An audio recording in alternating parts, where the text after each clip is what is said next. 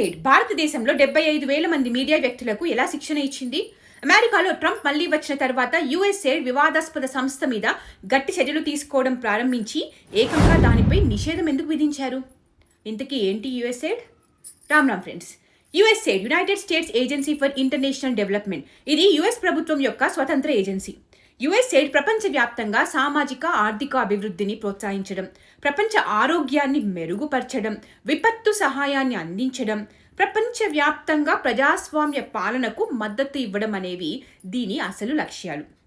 100 కంటే ఎక్కువ దేశాలలో యుఎస్ఎయిడ్ దాని లక్ష్యాలను సాధించడానికి అక్కడ స్థానిక ప్రభుత్వాలు, ఎన్జిఓలు ఇంకా ప్రైవేట్ రంగంతో సన్నిహితంగా కలిసి పనిచేస్తుంది.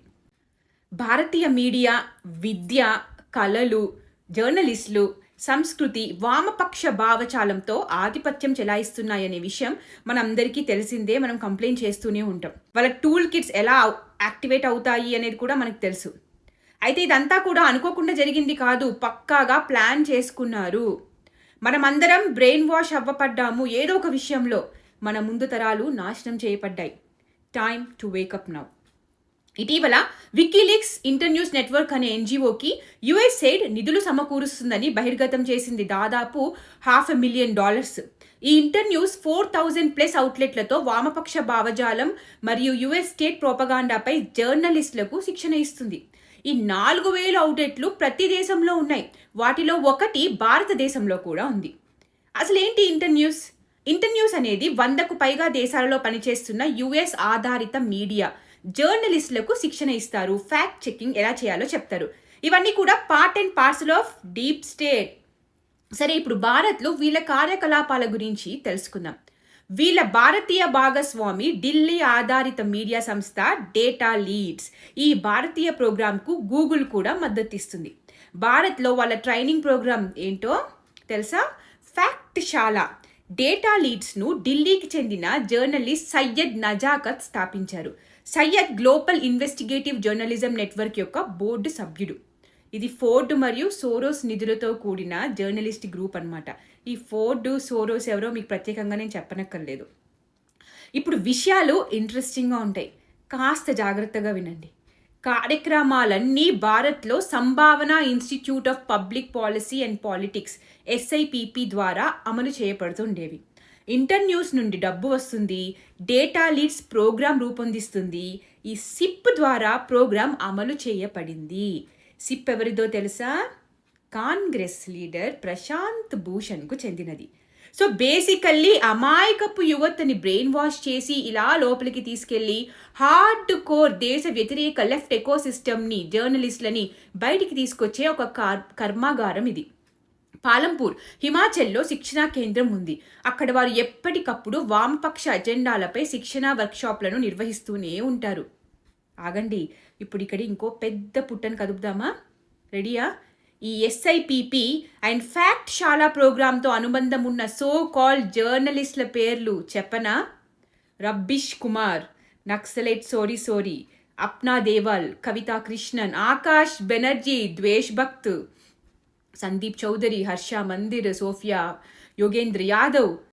ఇది చిన్న వర్క్షాప్ ప్రోగ్రాం కాదు, భారీ స్థాయిలో నిర్వహిస్తారు. ఇప్పటి వరకు 2,500 వర్క్షాపులు జరిగాయి. 75,000 మంది మీడియా వ్యక్తులకు శిక్షణ ఇచ్చారు. 6.5 కోట్ల మందికి వీళ్ళ శిక్షణ చేరుకుంది. ఇప్పుడు ఇలాంటి ఒక కుట్ర, ఆ విషయం నింపుకున్న వ్యక్తులు కొన్ని సంవత్సరాల నుండి మీడియా అక్షరాస్యత పేరుతో శిక్షణ వర్క్షాప్లను నిర్వహిస్తున్నారని ఊహించుకోండి. వారు ఇప్పటి వరకు ఎంతమందిని బ్రెయిన్ వాష్ చేశారో ఊహించుకోండి. ట్విట్టర్, అదే ఎక్స్లో, యూట్యూబ్లో 100 మంది వామపక్ష జర్నలిస్టులు ఎక్కడి నుండి వచ్చారో ఇప్పుడు మీకు అర్థమవుతుందా? ఈ డబ్బంతా యుఎస్ఎయిడ్ నుండి వచ్చింది.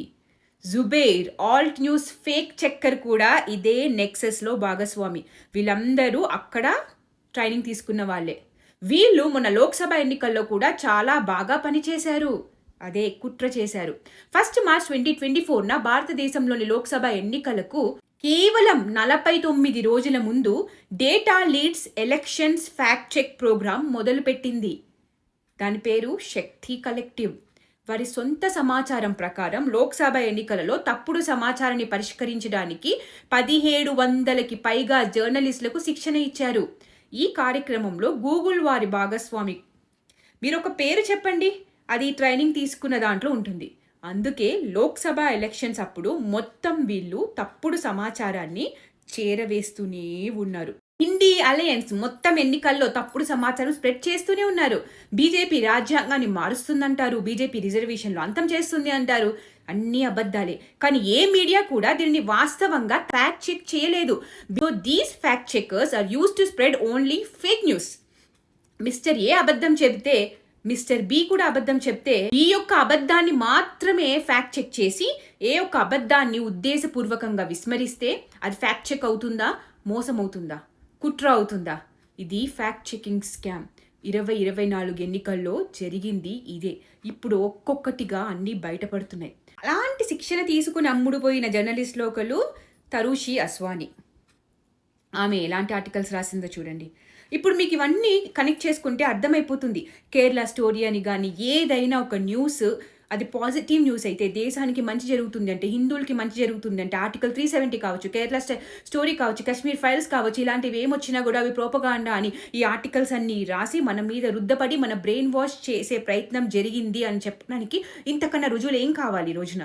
2024 సార్వత్రిక ఎన్నికల్లో మోదీని ఓడించేందుకు USAID $21 మిలియన్ ఇచ్చింది. ఇన్ని కుట్రలు జరిగిన దొంగలందరూ అలయన్స్గా ఫామ్ అయిన ఈ రోజున నరేంద్ర మోదీ గారు ప్రధానమంత్రిగా ఉన్నారు అంటే అమ్ముడుపోని దేశభక్తుల ఓట్ల వల్ల. జాతీయతను, దేశభక్తిని ఏ డబ్బు ఎవ్వడూ కొనలేడు. ఈ USAID మన భారతదేశంలో మత మార్పిడిలు కూడా చేసింది. ఎలా చేసింది అనేది నేను మరొక వీడియోలో చెప్తాను. ఇలాంటి ఒక న్యూస్ ఈ దొంగ అమ్ముడుపోయిన జర్నలిస్టులకి దొరికితే అది వాళ్ళ అపోజిషన్ పార్టీ బీజేపీ పార్టీ చేసిందని, భారత్లో ప్రజాస్వామ్యం చచ్చిపోయింది, నిజాన్ని తొక్కేసి మొత్తం జర్నలిస్టులను టీవీలను గుప్పెట్లో పెట్టుకుని గెలిచారు. భారత ప్రభుత్వం అని రచ్చ చేసేవాళ్ళు కాదా? ప్రపంచమంతా మాట్లాడేది కాదా? ప్రతి ఒక్కరికి తెలిసేది కాదా? ఈ న్యూస్ వైరల్ అయ్యేది కాదా? కానీ ఈ విషయం అసలు ఎవరికి తెలియదు. ఇప్పుడు శత్రువు వేసే అస్త్రాలకు సమాధానాలు ఇచ్చుకోవడమే కాకుండా డిఫెన్స్ మోడ్లో ఉండకుండా ఇలాంటివి కూడా తెలుసుకోవాలి, మరింత మందికి మనం తెలియచేయాలి. ఆ పని మీరు చేస్తారని నేను నమ్ముతున్నాను. జై భారత్, జై హింద్.